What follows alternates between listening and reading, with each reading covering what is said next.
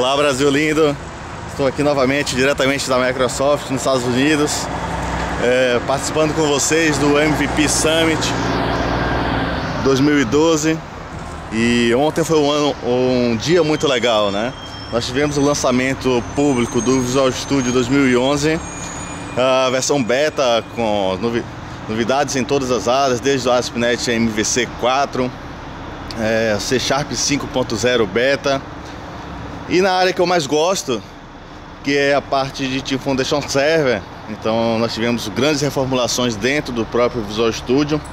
Então toda essa parte hoje já está pública e disponível para você testar. Uma coisa muito legal que você vai ter agora à disposição é o Team Foundation Server Express. Então uma ressalva que eu faço para você, assim como a gente já tem o próprio SQL Server Express, que suporta banco de dados com 10 GB, agora nós temos a versão do Team Foundation Server também gratuita. Então essa versão ela é destinada a times pequenos, algo em torno de 5 usuários, para que você possa gerenciar os seus projetos gratuitamente. Isso é muito legal. A busca por maturidade em projetos de desenvolvimento de software cada vez mais constante, né? E hoje a gente tem infraestrutura para poder responder à altura com tecnologia e ajudar, né? Justamente nessa questão de estruturar, de modernizar um projeto de desenvolvimento de software como um todo. Antigamente construir esse software somente chegando e colocando lá a mão na massa, como diz, né? A mão no código para a gente, desenvolvedor. Só que não dá mais, né? Para a gente poder trabalhar desse jeito, a velocidade com que você tem que manter um produto, a velocidade que você tem como responder para os seus clientes. Então isso demanda um esforço muito grande por parte de todo o time de desenvolvimento. Imagina alterar um RP, qual o impacto que nos gera, né, em todo o projeto. Então quando a gente está falando em maturidade, o Team Foundation Server entra muito bem nesse espaço. E essa versão agora, no 2011, gratuita, vai abrir uma oportunidade, né, que é o que a gente chama de democratização do ALM, que é o Application Lifecycle Manager. Isso vai ser muito bom porque todo mundo vai ter acesso. É uma coisa que antigamente estava no universo mais restrito, porque tinha que se comprar o licenciamento. E todos vão poder experimentar para dar esse primeiro passo, né? E começar a entender que quando a gente fala em tecnologias para desenvolvimento de software, nós já temos muitas tecnologias, seja .NET, seja Java, qualquer outra coisa. As tecnologias estão aí disponíveis, mas agora a palavra do momento é focar em maturidade, né? Construir uma arquitetura de software que favoreça o desenvolvimento. Isso é muito importante. Então, quando você pensar em arquitetura, tem que ser simples, tem que pensar em implementar um código que permita ser testável também. Não adianta simplesmente construir um código e depois você não conseguir construir teste de software em cima desse código, por ele estar todo engessado. Então isso complica também o modelo de maturidade do seu projeto. O friozinho tá pegando aqui, tá? Tô congelando, mas feliz. Acordei cedo mais uma vez, empolgadaço para estar aqui conversando com vocês. Eu chego bem cedo para poder dar tempo de bater esse papo e depois eu vou entrar nas sessões. Ontem a gente teve algumas revelações muito legais com o time de produto de Team Foundation Server. Então eu espero, assim que possível, poder estar conversando com vocês também sobre essas novidades. Eu posso dizer a vocês que o impacto vai ser muito grande, né? Em todo o ecossistema de desenvolvimento de software.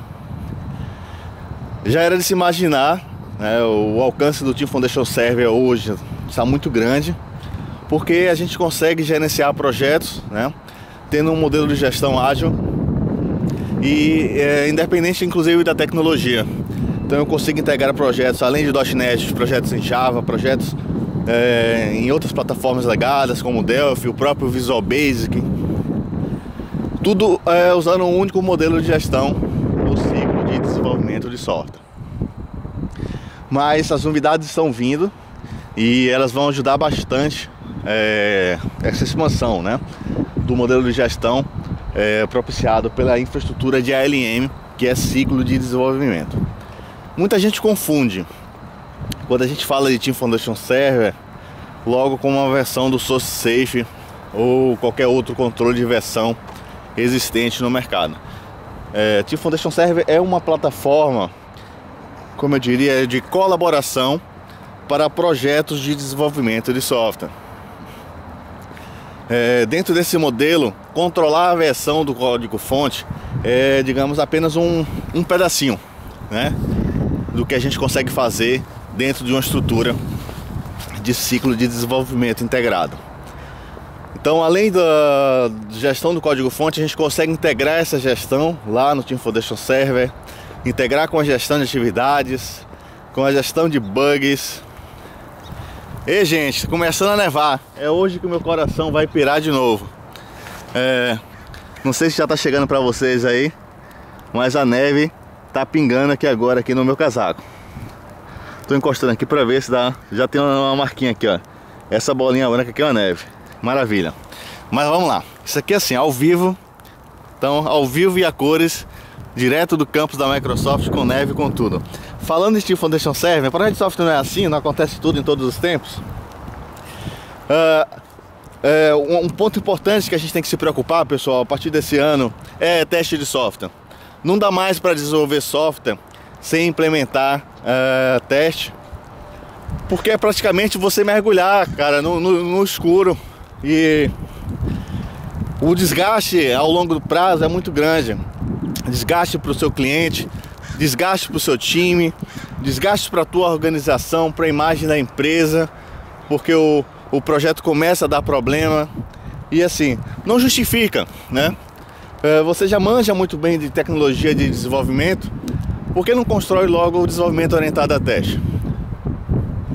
E aí, dentro desse conceito, o Team Foundation Server ele vai ajudar você, porque você, depois que você construir os testes, você vai integrar esses testes, né, dentro de um processo que nós chamamos de integração contínua, que aí você vai alcançar mais um estágio de maturidade.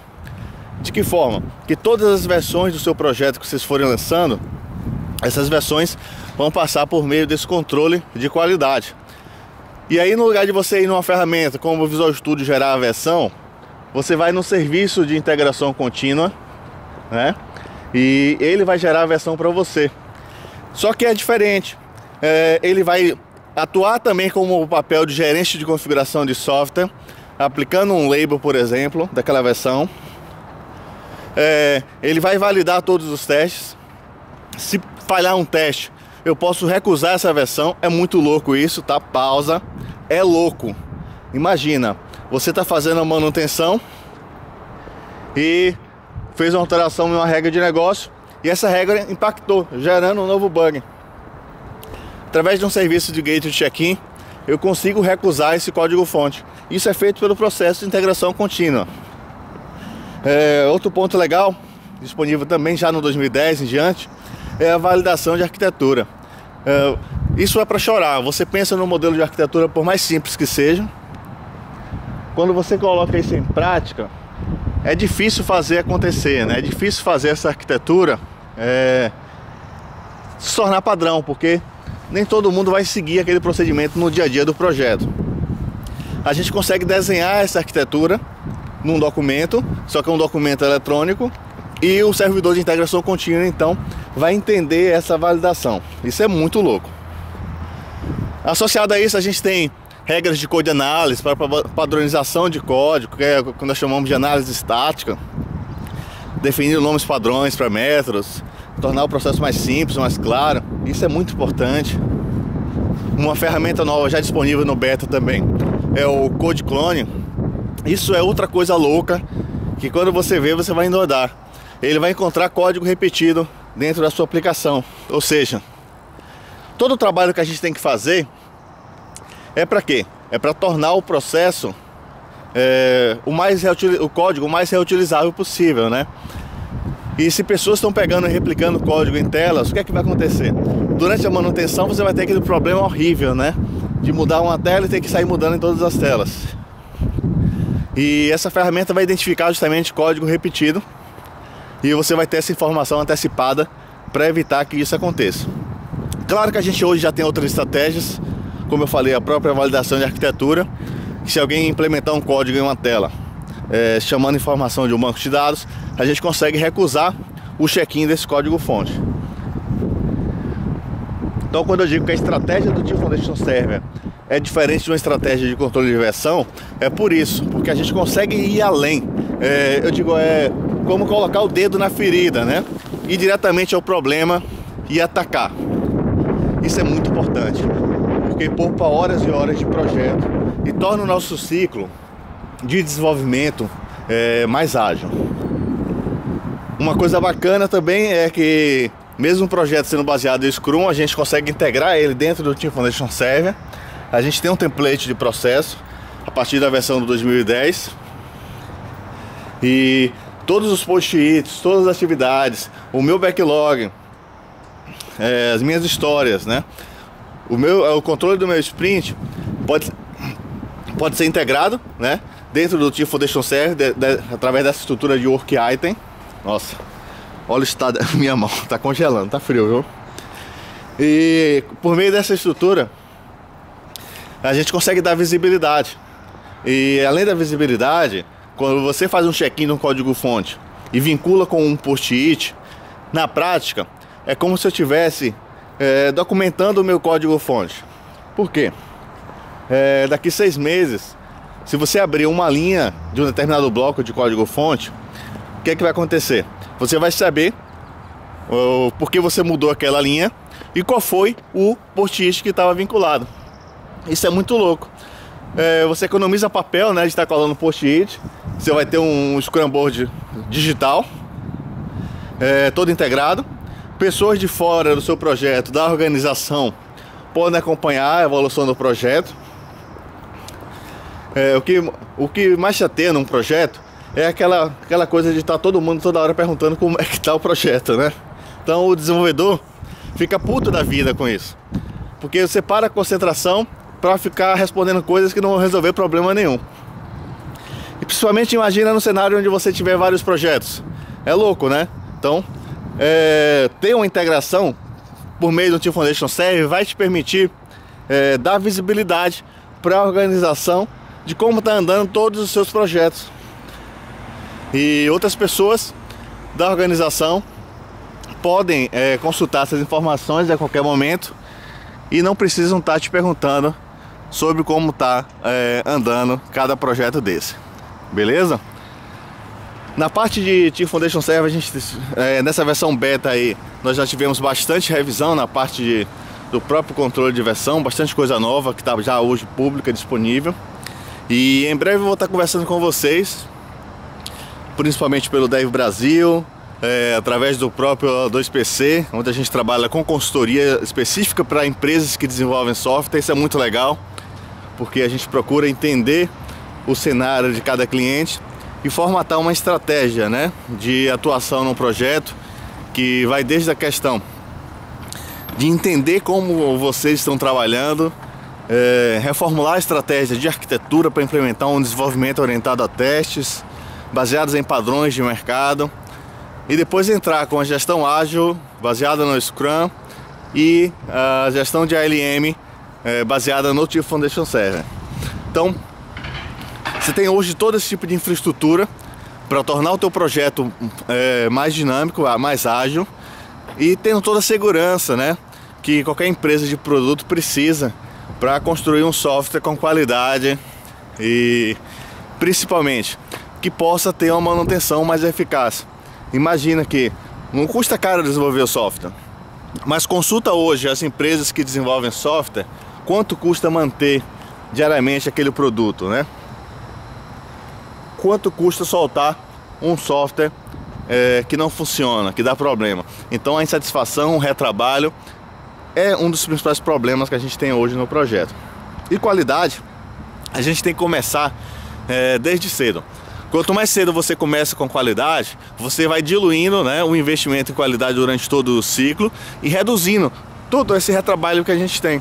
Quando você começa a produzir testes, é como você criando um banco de dados de inteligência. E aí o que é que vai acontecer? Qualquer pessoa que for manter um código no seu projeto vai automaticamente passar por aquela inteligência de teste. Eu não preciso do Ramon, não preciso de outra pessoa para fazer aquela validação, porque isso vai ser feito através de um processo automatizado. Então essa garantia para qualquer organização que desenvolve software é imprescindível, tá?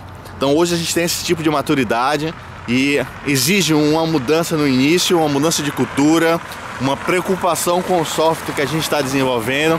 Isso é muito importante. Principalmente acabar com aquela coisa de sair fazendo, né, de qualquer jeito. Isso é um dos maiores problemas em projetos. Nós temos um sério problema, nós desenvolvedores. A gente não escuta muito, a gente tenta logo resolver o problema, né? Então imagina, quando você está escutando esse vídeo, você deve estar pensando em como resolver algumas coisas que eu citei. Mas é uma tendência normal. Mas a gente tem que fazer um trabalho de base para mudar essa forma de pensar.